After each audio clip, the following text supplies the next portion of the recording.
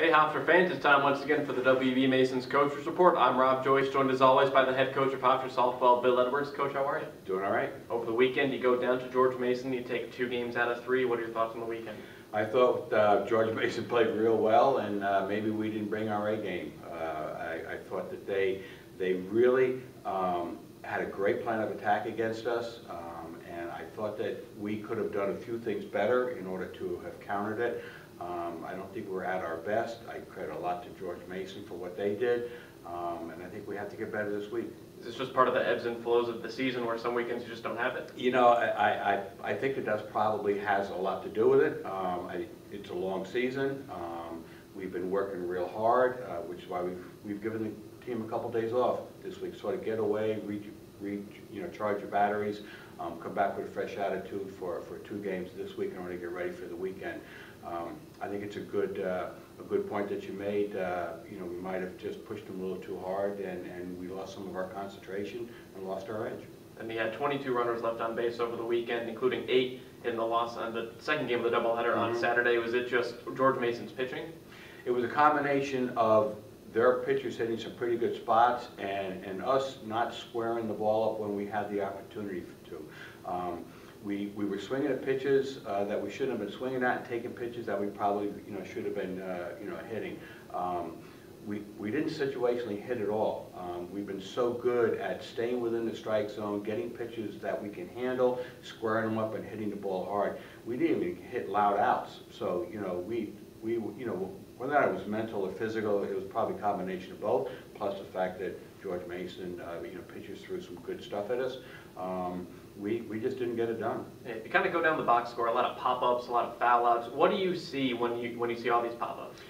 See us working under the ball rather than getting to the ball and squaring it up. Swinging at pitches that might be a little bit out of the zone. Rolling over on the outside pitch rather than attacking the outside pitch and taking it to the opposite field. That comes with the mental ability to get in the batter's box, have confidence with what you're doing, be enthusiastic to be in there, getting a good swing at a good pitch, hitting the ball where it's pitched rather than trying to pull everything, and having the right mental approach for every time you step into the batter's box. And Tessa Ziemba wasn't in the lineup. How much did you miss her? Oh, big time. Big time. She's a leader on the field. She's a leader off the field. She's as frustrated. She's sitting in the dugout, just absolutely grabbing onto everything, and she's as frustrated as everyone on the team is about our performance last weekend. But she's getting close, and hopefully we can get her back maybe for a game this week, and hopefully we can get her back for the weekend. And Olivia Galati, does she get frustrated at all? No matter, does her approach change when the offense isn't there? No, she didn't have her best stuff, but Olivia is Olivia. She'll always find a way to get a hitter out. So even though she didn't have a lot of strikeouts, she didn't have her great stuff, she only gave up a couple runs. And Olivia is Olivia. She'll find a way to get you out. Whether or not we're hitting or not hitting, she's always going to pitch the way that she pitches, which is a credit to her. And when the strikeouts aren't always there, she has the confidence, obviously, in her defense. Yeah, obviously, because we've been playing some pretty good defense lately, and we played pretty good defense this weekend. There were a couple plays there that questionable calls, but with the umpires and situations such as that. But for the most part, when she keeps the ball in the park, we're going to make plays, and we made all the plays we had to make. Played good, solid defense. We just didn't get the timely hits. Then this week you have a pair of non-conference games against Fordham and LIU Brooklyn. What are you looking to see in the 2 games this week? A bounce back, more aggressive in the batter's box. Olivia being Olivia, we're going to throw Maggie a little bit and give her some time in the circle. And then we just have to get back to our aggressive nature in the batter's box, situational hitting, getting some key hits, driving the outside pitch to the opposite field, turning on the inside pitch, squaring it up, and just doing the things that we've been doing all year long that we sort of got away from last weekend. It's 2 games away, but James Madison this weekend in a big conference home series. The Dukes are undefeated in conference play. What have you seen so far, if anything, that had to topple them? They're for real. They have a great lefty pitcher in Ford and a righty pitcher in Kiefer, and they have great sticks through the lineup. They're a pressure kind of a team where Mickey's going to make you play defense. He's going to make you throw them out. They're going to be running. They're going to be taking the extra base. They're going to be forcing you to play at a faster pace.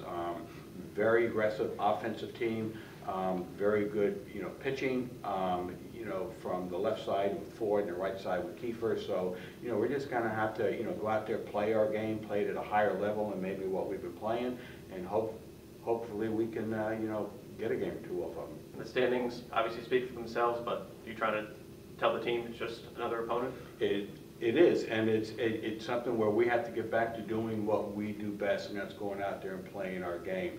Obviously, you can look at, the home field advantage, for the CAA championship, and we have to sweep them in order to get it, and then do business against Towson the following weekend. But, we have to go play our game, and if we play our game, we'll be okay. Whether or not we host it or whether or not we don't host it, that's irrelevant. It will come down to the conference championship, and we're going to have to be peaking at that time, whether or not it's here or whether or not it's at James Madison. And you said Maggie's going to go a little bit this week. What have you seen from her in the circle? Oh, just great spin on the ball. She has some exciting movement. She's almost too electric. She just has to throw a lot. We haven't been throwing her a lot. We haven't been working her as a pitcher. We've been staying with her, first base and hitting. But once she gets into that pitching mode, she's going to be very special. There's something that she does. She's free. She's easy. The ball slips out of her hand. We're excited for not only what she might give us for the end of this year, but for what she'll bring next year. With Olivia and company this weekend, what are the keys to victory? Same old stuff. You're looking at me going, I can answer this question. It's the same old. We got to pitch it. We got to play good defense, and we got to get some timely hits. Coach Edwards, thanks for the time. Pleasure. Hofstra takes on LIU Brooklyn at home on Thursday, then a home series with James Madison this weekend. You can listen to all of those games through your Pride Zone account. I'm Rob Joyce. Thanks, Hofstra fans, for tuning in to the WV Mason's Coaches Report with Bill Edwards.